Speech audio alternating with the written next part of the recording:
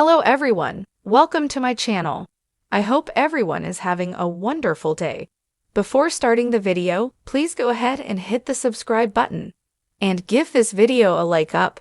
Bold and the Beautiful has Brooke Logan fighting fire with fire after Taylor Hayes utilizes Ridge Forrester to treat her broken heart, which opens the starting gate on the CBS soap.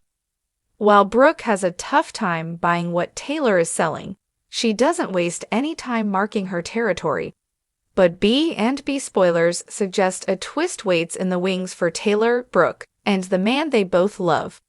Bold and the Beautiful has Taylor Hayes, Rebecca Budig, so relieved about her new diagnosis that she no longer keeps her dilemma a secret. Explaining this to Brooke Logan, Catherine Kelly Lang, became a necessity when she barged in. But she also told her daughter, Steffy Forrester, Jacqueline Messinswood. Steffi hears what she wants to hear. So despite Taylor reassuring her daughter that she is on the mend, that won't be enough.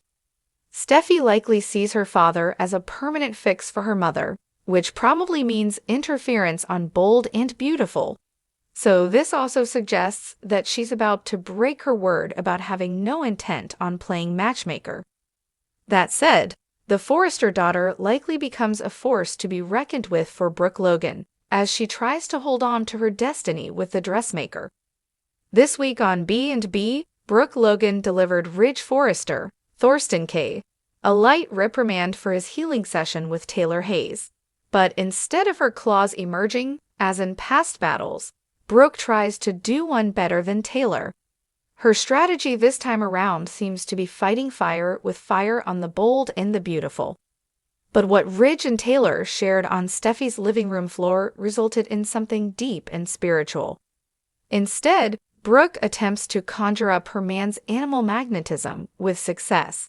So while Ridge goes along for the ride, it's likely he compares the differences in what he experienced with both women. What Taylor Hayes and her ex shared brought them to tears. Something stirred deep inside both of them. Bold and the Beautiful spoilers suggest Ridge can't shake what he experienced with Taylor, and it's not something he can recreate with his Logan. Bold and the Beautiful beat the storyline of Brooke Logan versus Taylor Hayes to death. As soon as the viewers saw Taylor crawl onto Ridge's lap during that healing session, they took to social media. The fans begged the soap not to go there again, but it looks like B&B has a different direction planned this time around. In the past, it was usually romance that sealed the deal for this guy, but not this time. It's on a spiritual level. Still, Bold and the Beautiful did dabble in the celestial once before, and Brooke won out. Not too long ago, on Bold and Beautiful, Ridge saw his destiny through the Aventine keyhole while in Italy. This keyhole is famous because it is said to show you your future or destiny when you look through it. So when the Forrester son took a peek, there was Brooke Logan. But this time around, a checker cleans morphed Taylor Hayes and Ridge Forrester's heart together to beat as one. The tears from both of them offered evidence of a powerful event. So, will Ridge Forrester walk away from this, knowing with all his heart that Taylor Hayes is the woman for him? Well, it wouldn't be the first time worlds collide for the dressmaker, and he walks out of the dust with a new storyline on his arm on the CBS soap. The Forrester mansion was unusually quiet, like the stillness before a thunderstorm. Ridge had just left for Paris, leaving behind a turbulent wake of unresolved tensions, misfired flirtations, and a trail of half-empty wine glasses. In his absence, the two most dynamic forces in his life, Brooke Logan and Dr. Taylor Hayes, were left alone to simmer in the emotional stew of decades-long rivalry. "You think he still loves you," Brooke said, her voice like honey over a dagger. "But we both know Ridge comes back to me. He always comes back to me." Taylor tilted her head, exuding psychoanalyst calm. "Brooke, that's not love. That's addiction. There's a difference, though I wouldn't expect you to know that." "Oh, honey," Taylor said, smiling thinly. "I feel it. I just don't have to take my clothes off at cocktail hour to prove it." "You want to settle this," Brooke hissed, stepping closer. You want Ridge? Fine. Let's duel. One last time. Winner takes all. Somewhere between pride and tequila, they agreed on a straddle duel. A test of flexibility, endurance, and dominance. Why? No one knows. Possibly no one should. The Forrester living room, usually the scene of champagne toasts and fashion unveilings, was hastily transformed into an impromptu arena. Eric's prized rug was rolled away. A yoga mat was dragged in.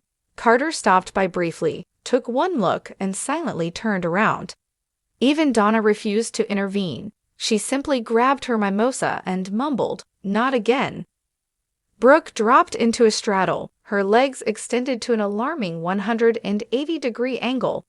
Taylor followed with slightly more control but slightly less glam.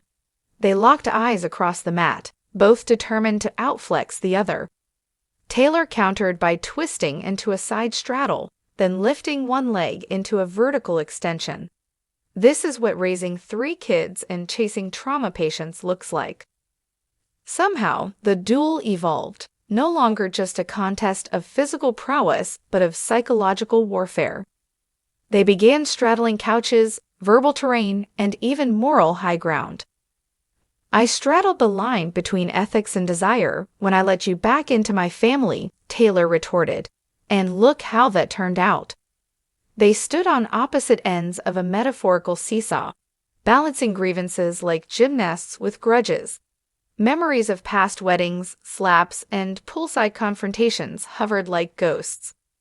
The turning point came when both women lunged to straddle a giant decorative ottoman, colliding mid-air like soap opera supernovas.